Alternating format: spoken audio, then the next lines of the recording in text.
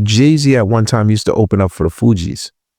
Like, I'm just showing you, like, this is the Fugees. There was nothing bigger than the Fugees. The Fugees was the Beatles. Yeah. Don't get it twisted now. What's going on, guys? My name is Jeff Jeudy. Today I'm sitting with a global icon, a legend, Grammy winner, songwriter, producer, ladies and gentlemen, Mr. Wyclef Jean in the building. How you doing? Sarafet. Naboule. Okay, we're going in Baba l'anglais, no. I always think about your journey. Born in Guadeloupe, Haiti, then Brooklyn at 9 years old. Yeah. And eventually Jersey becoming home. Jersey and Brooklyn. Okay. Because, you know, every weekend, you got to go back to Brooklyn to see your grandmother. It's Haiti to New York to Jersey. Yeah, man. So growing up between all those places, you've seen a lot. Can you tell me a little bit about that? I mean, really started for me in Haiti. There's a spot called Guadeloupe. And then inside of there, there's like a small parish. The parish is called La Serre. If my daughter's watching this right now, she's probably like, Dad, don't tell him the donkey story. Like, I heard that story a billion times. But yo, I used to take a donkey to school, bro. The donkey, I call a donkey boo-boo. Like, yo, I remember like getting like water, like from a well. Like, dude, I got water from a well. And you know what else I remember that was crazy about that village was when we would play, you know how like in America, like we have parks. Yeah. In my village, like I played around a cemetery. So the cemetery Scary. in La Serre, there's like the cemetery. But yo, dig, to an eye of a child though, we just a bunch of kids having fun. That's how it started for me in that village, you know? A lot of young Haitians feel like their dreams are limited by where they are born. What would you tell someone who feels like their environment is bigger than their potential? I mean, we're in a world today where through technology, you're able to quantum leap. I would say the position that your generation are in currently is in a position I call higher learning. And higher learning means because of technology now, there are things that, because everybody, y'all all looking at this, and I know y'all all be on TikTok. I know y'all all have Instagram, right? And think about that. In all of those formats, you have tutorials now that literally teach you everything. Yeah. So you get what I'm saying? So even like if a kid don't have bread right now to be like, and he has passion and he's like, yo, I want to build cars. I want to learn about car parts. He literally could go on his TikTok or his Instagram. YouTube, yeah. So I think that I say something where I say poverty should never define you or be an excuse for your failure. Yeah. You have to fuel failure as a success. So always think like this. Even when you fall, you're going to always rise, right? Never think about it. Because think about it. We come out of our mama's stomachs and then we don't just like start running. Yeah. Like we crawl, look, and we balance, right? And even when we fall, you know what I'm saying? Because I think like sometimes, I think what y'all generation do, it's like so much pressure. You know what I'm saying? And then people sometimes be like, well, what kind of pressure they have? We the ones that had pressure. No, you know what I'm saying? Because it's like the pressure that y'all have is a different kind of pressure than we had, right? Because at the end of the day, with social media, with validation, with the idea of wanting the likes, wanting to get accepted, you automatically, and what I want y'all to know is like y'all bigger than all of that, right? At the end of the day, people be like, yo, Clev, how do you deal with the hate comment, right? You're like, yo, somebody just hated or said some foul stuff. How do you deal with it, right? The way that I deal with it, maybe y'all should deal with it like that. I'd be like, yo, whoever's sending that comment, whoever is that bot behind that, or whoever has time to even go on my comments, obviously I'm popping. Like, dog, it's 24 hours in a day. Why are you not working or handling your business? Why do you feel like you got to come on my joint and comment? So this is what I tell you. At the end of the day, if someone has time to be talking about y'all's 24 hours in a day. Yeah, You must be doing something right. that's true. That's true. You know, our people always say, can't be film, right? Was there ever a moment in your life where you really had to tell yourself, can't be film, just to keep going? Yeah, 100%. You have to tell yourself, be strong, hold on, you're gonna get there. What that is it's a natural instinct. Yeah. And if you don't have instinct, I tell people, like, if you don't have fear, you a bot, because fear is an instinct, right? Yeah. So at the end of the day, when things feel like, yo, it's the end, right? There's two parts that I want y'all to understand, right? So what you're looking at here, us, is like, so this is physicality. Mhm. And then the other space is called spirituality. So in the space of spirituality, it's important for you to be as strong as you are physically, mentally. So at the end of the day, to be strong and telling yourself like, yo, no matter what, we gonna get there, it's all mental. Yeah. Like one of my favorite martial artists is Bruce Lee, right? Yeah. And then besides the fact that he'll whip your, just his philosophy of how you move through life, right? Yeah. The mind has to be the strongest thing. Yeah. Like you say, be water. Be water, baby, flow. Yeah. So now I want to talk about the cost of greatness. And you are one of the greats, but the people see the success, but not the sacrifices. Yes. What is one sacrifice you had to make for your dream that people would never guess? Really, I think like people don't understand. R.I.P. to Kobe Bryant. Yeah. Got a chance to meet him like in the young days. I can't say Kobe without saying Shaq.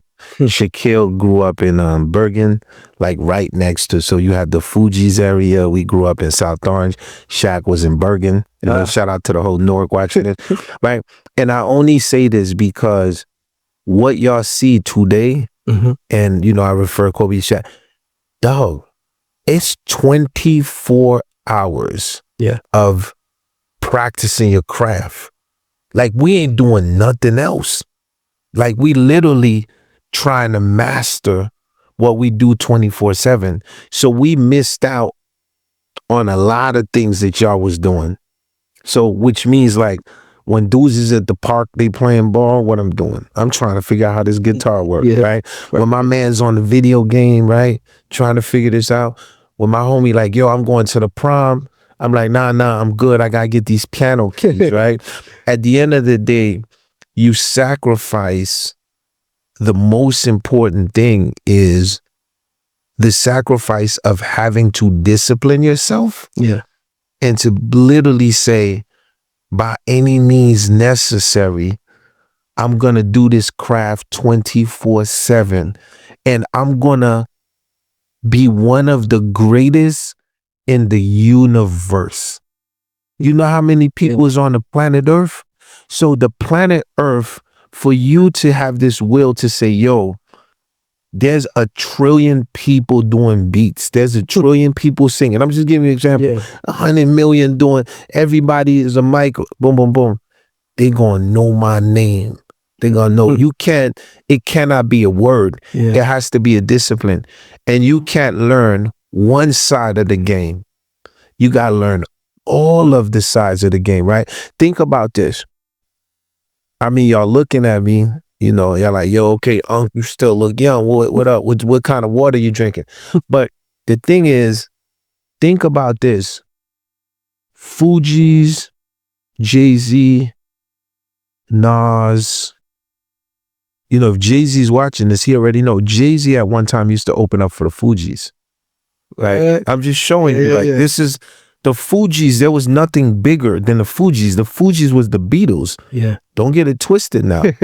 And then I'm purely talking raw talent and the idea, but we knew in Europe, for people to understand what was going on, it was important to bring Jay-Z, Nas, all of the kind of groups, because we wanted for the youth to understand what hip hop meant and the movement of hip hop and how we was moving, like not taking nothing from everybody, But the Fugees is a blueprint. Everything you see a lot of people do. We was the first ones with bands. Us and the Roots. Well, Playing with bands, guitars, no one was doing that. So we redefining whatever they're gonna say hip hop is supposed to be, and we flipping it. So at the end of the day, you sacrifice all of this, right? Only in return to get like this. I remember the beginning was like, yo, this whack.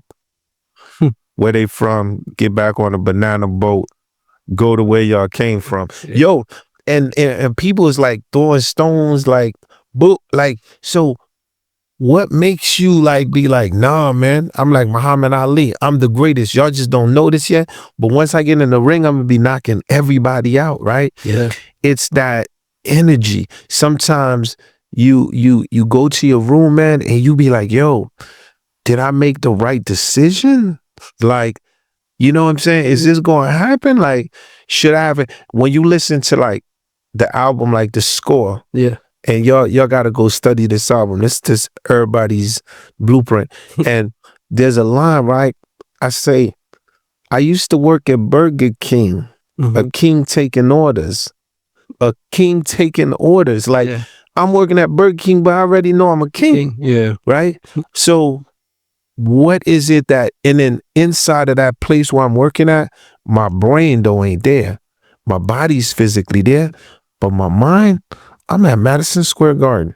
And that's the mentality y'all have to have. You already see yourself there. You've built a career that lasted decades, right? So what is the most important business advice would you give to someone like me who is building something from the ground up and wants to stay solid for years?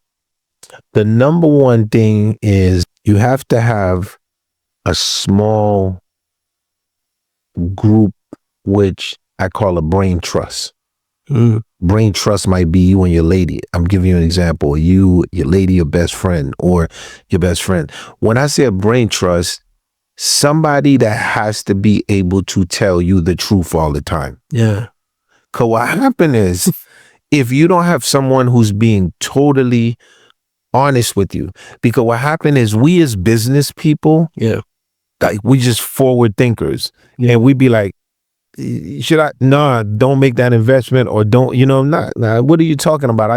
I was successful in this. I'm going to be successful in that. Yeah. So the number one thing is you have to be able to listen, right? Because what happens is a lot of people talk and they don't listen. Yeah. And any move that you're going to make, even if you look at Elon, right, you can see he traced back to Tesla. Yeah. Right? Nicholas Tesla. Yeah. There's always one before you. Yeah. So at the end of the day, as you move forward, always look at the one that came before you, the one that you looked up to and says, yo, what was the strength? What was the weaknesses? Right? And you have to really apply that. Yeah. And people say they do it, but when they get dark, they cut out. And what I'm trying to explain to you is the ones that make it and the ones that last long, because the ones that play chess, not checkers, right? The ones that last long is the ones, bro, it's going to be a period, it's going to get dark. Yeah. And then it's just that moment of time, just when you're about to be flicker the lights off. Yeah. And that's when that's going to come. And when it comes to business, we have what's called, my wife always say with me, she's like, yo, you lose big. And then she says, but you win bigger. We're going to take losses, right? And as entrepreneurs, you have a vision, you have to push it. The last thing that I'm going to tell you is try to get to a level where you ain't using your money. Yeah. Right? Using other people's money, because there's so much money out there for you. So much money.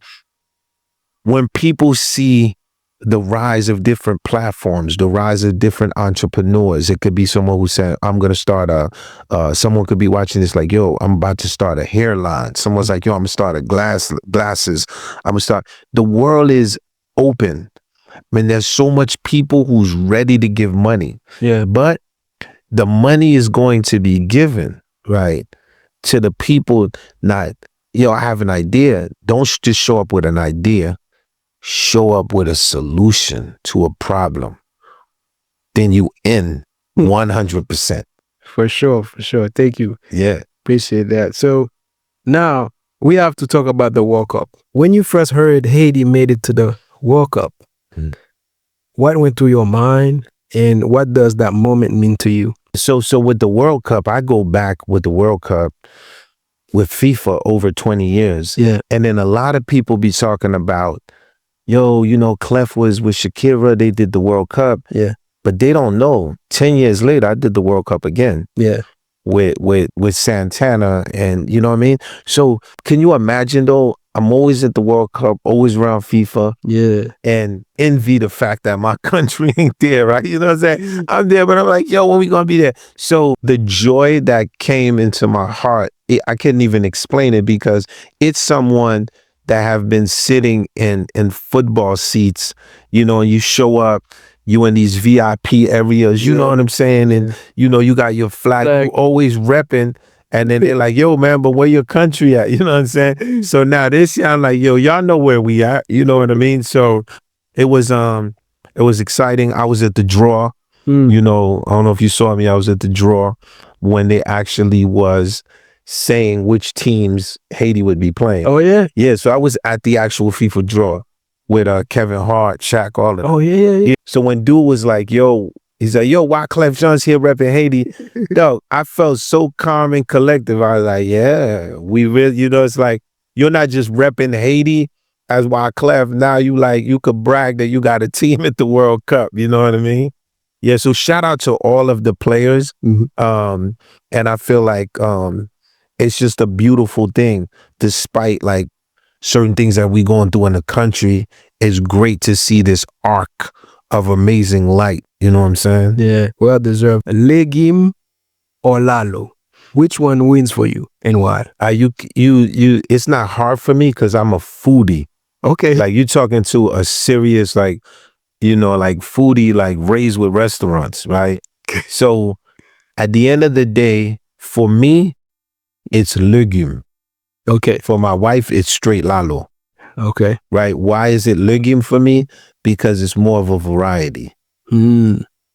Right? The Lalo, you getting Lalo.